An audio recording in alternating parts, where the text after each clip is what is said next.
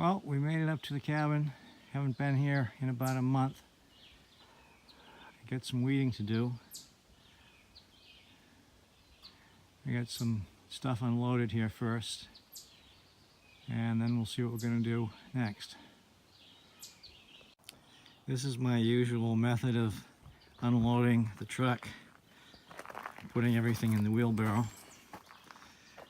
Then I can just roll up the grade there around to the front door. Makes it nice and easy. Well, now it's time to charge the battery. I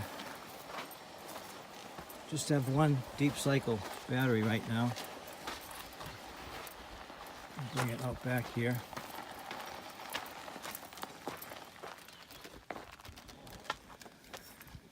Get my charge controller here. My solar panel on the back of the house. I've got two panels. Eventually I'm going to build a stand for them, but temporarily I think I may just screw that panel into the back of the house because the back faces south.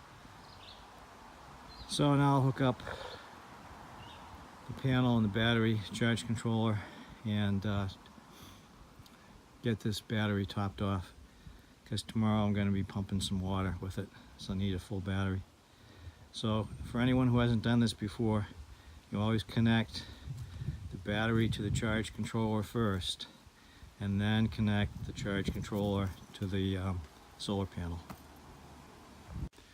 Everything's hooked up. I'm reading 14.3 volts on the battery being charged. Everything looks good. So behind the battery there, next to the bulkhead door, that's where I'm going to put my battery box, which I have to build soon, so I don't have to keep lugging battery in and out of the house. But that's a project for another day. So whenever I can, I bring up a load of wood chips to put in the back behind the house to control erosion. Eventually I'll seed most of this area, but over there last fall I put several loads of wood chips, and they worked pretty well. There was one bad rain that washed out a little ravine. So what I did this time is I brought up another load in the back of the truck, and I'm going to move it into the wheelbarrow now and take it over there, spread it out, just control some erosion. Luckily, I'm in the shade right now. I don't know if this will come out in video, but this load of wood chips is really smoking. It's composting already. I have a nice mixture of green and browns in there. And when I rake it toward the wheelbarrow, I can see smoke coming out of it. It smells really nice too. So that's a better view of the little ravine that the downpour wore out through my pile of wood chips. So we'll dump those in there, get them spread out, and be ready for the next rainfall. So I got the wood chips spread over the little valley there. Need more, but that should take care of things for the time being. So now it's time to finish insulating underneath the roof. I've got 3/4 of it done so far.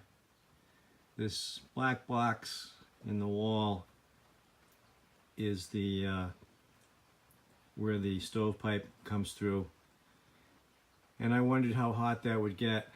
I actually got the stove going real good a couple months back, and I came up here and I put my hand on that black box and it's cool to the touch.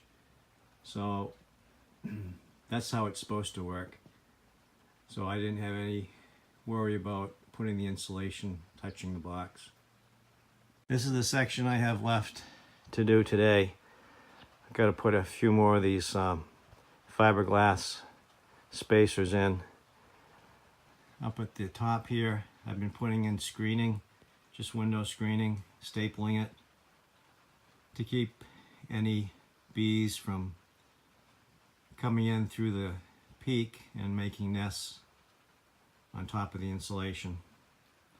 And then I've got about 5 or 6 bays there left to insulate, staple up. Get that done today. So today I pump water from my well down to my IBC tote in the cellar. I run a potable water hose from the well into the cellar, and then I have a 12-volt bilge pump that I put down the well, and that's driven by the deep cycle battery here. So I have a heck of a job getting this started, because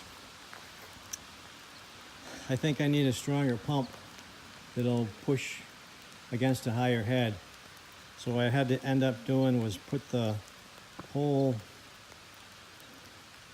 hose down into the well and prime it, and then put my hand over the end and run it into the cellar. So water's running now, so that's good. But the well's lower than I expected for this time of year. Here's my 300-gallon water tank down in the cellar. See the hose is coming in through the window there into the top. So the last time I did this took about 3 hours to get the 300 gallons in here. So we'll just let that run. Time to open some floor space on the main floor. This is what I have left of my insulation, which will be for the walls. So I'm going to move it up into the lofts, half of it in the west side and half on the east side. That'll give me some more room in here, because I want to get a sofa that converts into a bed. So we'll start moving insulation. So I got the insulation finished up under the rafters.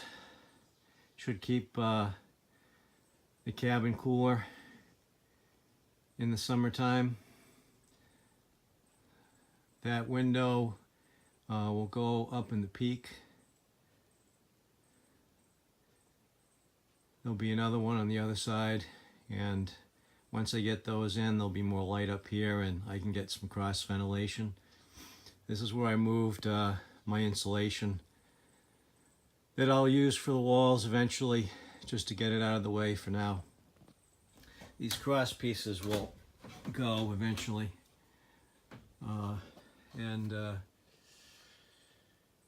That section above the window there, that's where the window will go.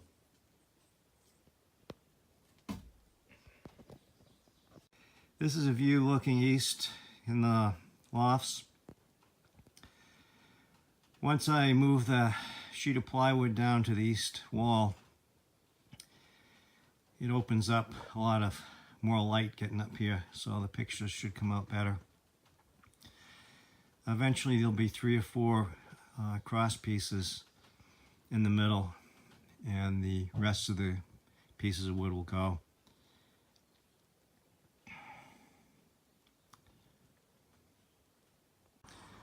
So I got the insulation moved off the main floor up into the lofts. Gives me a lot more floor space.